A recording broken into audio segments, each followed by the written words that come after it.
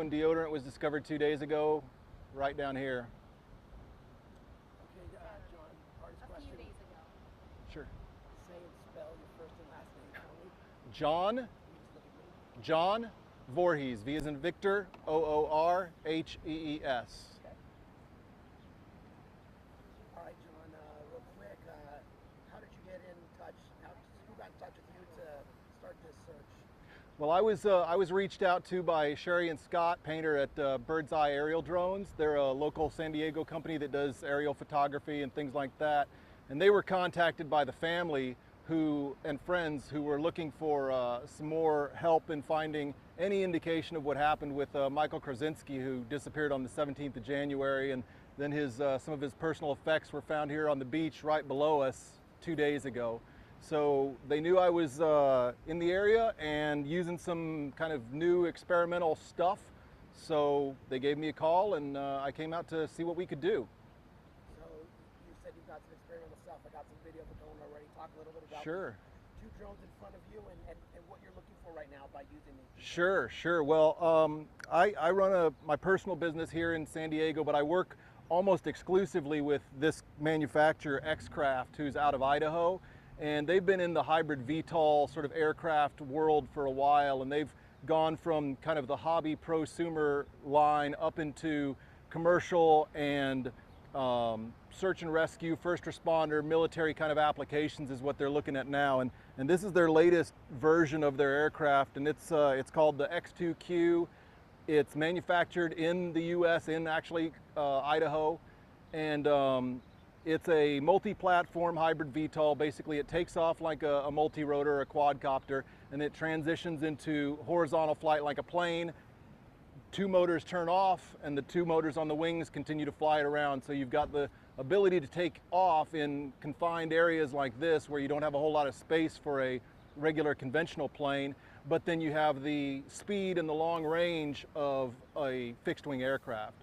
So for example, we flew this survey with some of the DJI equipment we have here. That is excellent gear, but the same survey that took me 25 minutes and 2 batteries with a DJI took me about 3.5 or 4 minutes with one of these, and we actually captured more pictures with this stuff. So I can go up there, and in that same amount of time, I can run a dual camera setup like this, so I can looking with different settings for different visible light stuff. This is actually a Mapper Survey 3 that's manufactured by a local San Diego company called Mapper, and they make mostly agriculture-focused cameras, but it's really good because it looks for variations with some trick software to look for variations in things like crops and stuff like that, which is great in an area where you're looking for something that stands out. So, you know, we've got the description of what Mr. Krasinski was last wearing.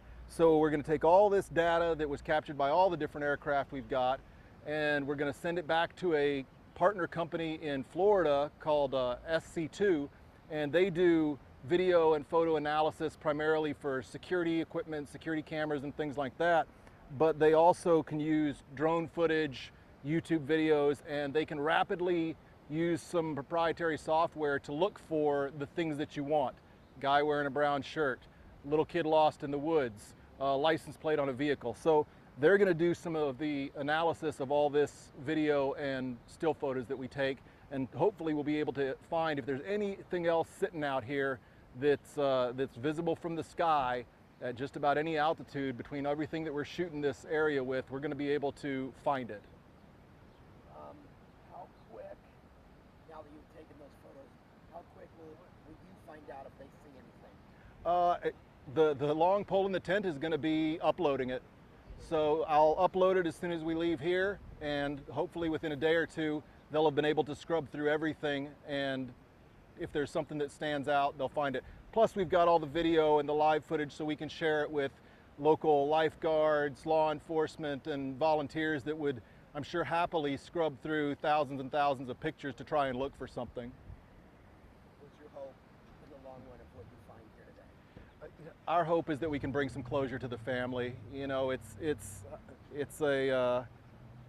tough going through something like that, and I mean, everybody's lost somebody, and not knowing what's happened to them is just the worst. So we're hoping that we can find anything that can tell us what happened here, or at least rule out this area for further search for volunteers and folks that are coming out. So that's it.